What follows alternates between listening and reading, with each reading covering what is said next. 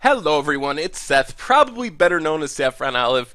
We're back here today with another edition of Budget Magic, and I think we have a really sweet deck this week.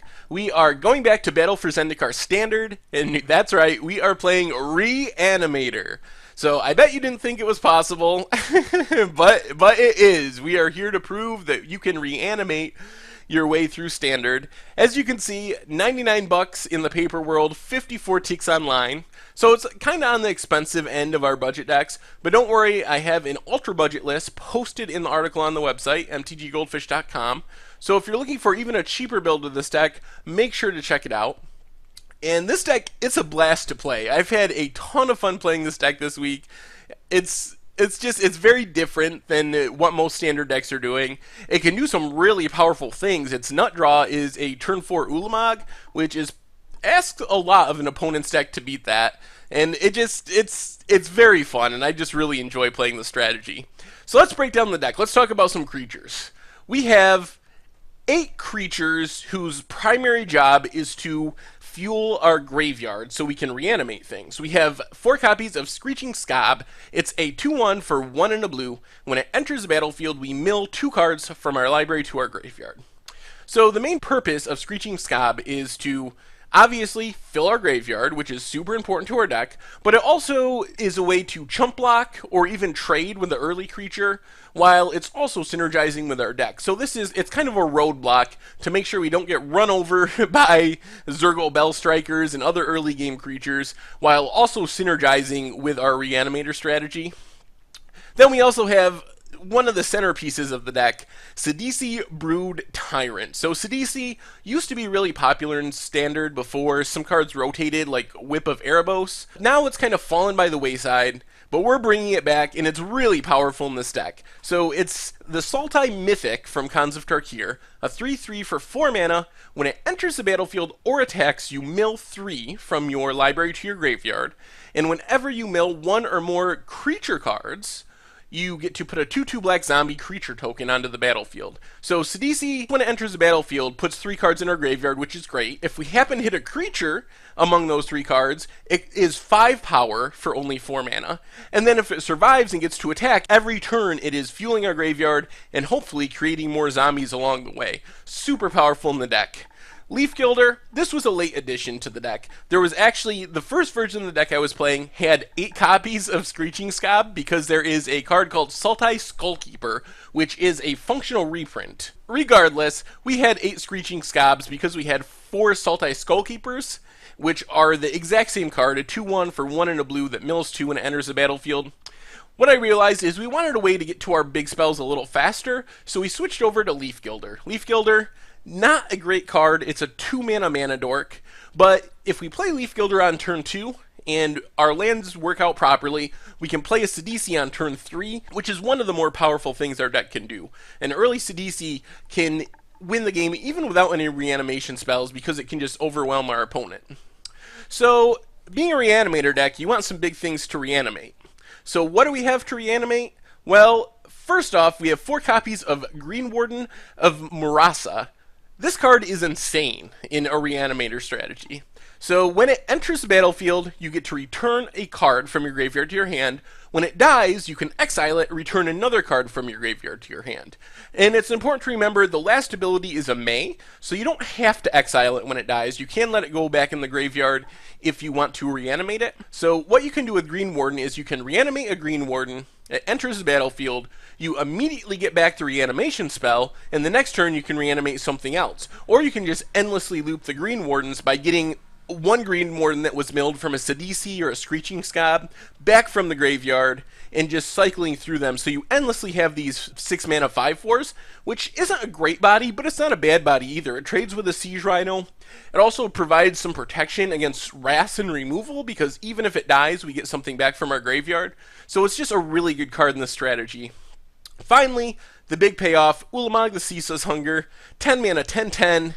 When it attacks, you get to exile the top 20 cards of your opponent's library, so it only takes 2 or 3 attacks for Ulamog to kill, even through chump blockers.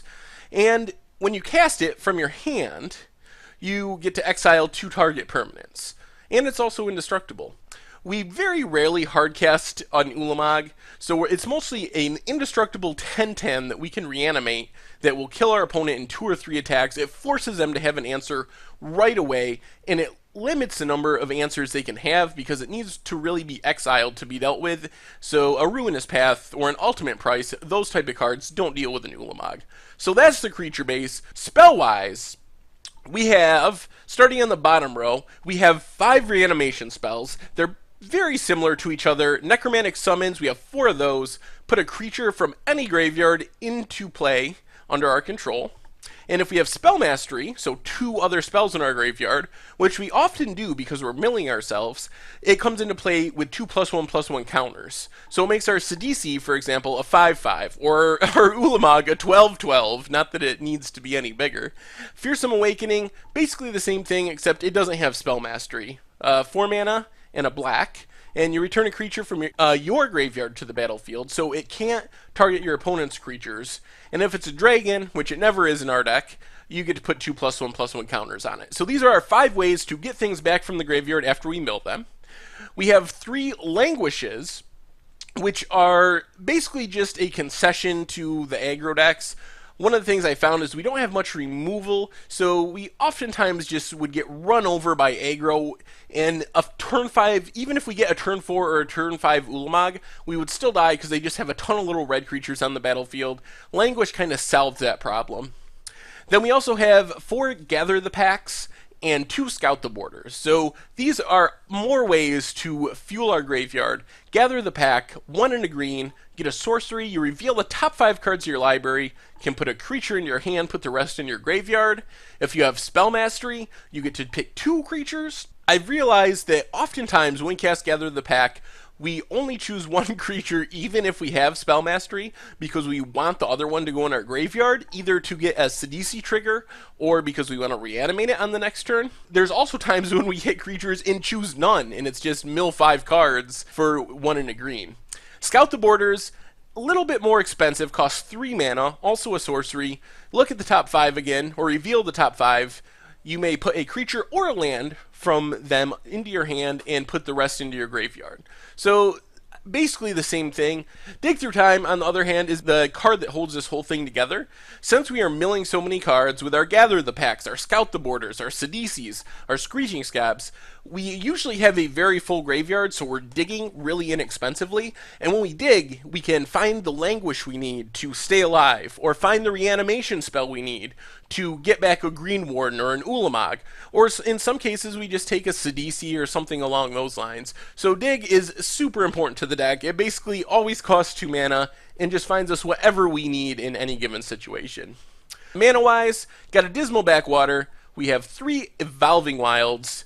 We have 8 of the Pain Lands, so 4 Llanowar Wastes and 4 Yavimaya, 4 Opulent Palaces, and then 8 basics, 3 swamps, 3 islands, 2 forests.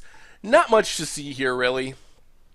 Pretty standard budget mana base. As far as the sideboard, 2 Dispels to deal with counter spells, obviously. 4 Duresses. Duress is just a really powerful card in this format. It deals with a lot of things proactively that our opponents are doing. It makes sure we resolve our important spells. It's essential against control decks.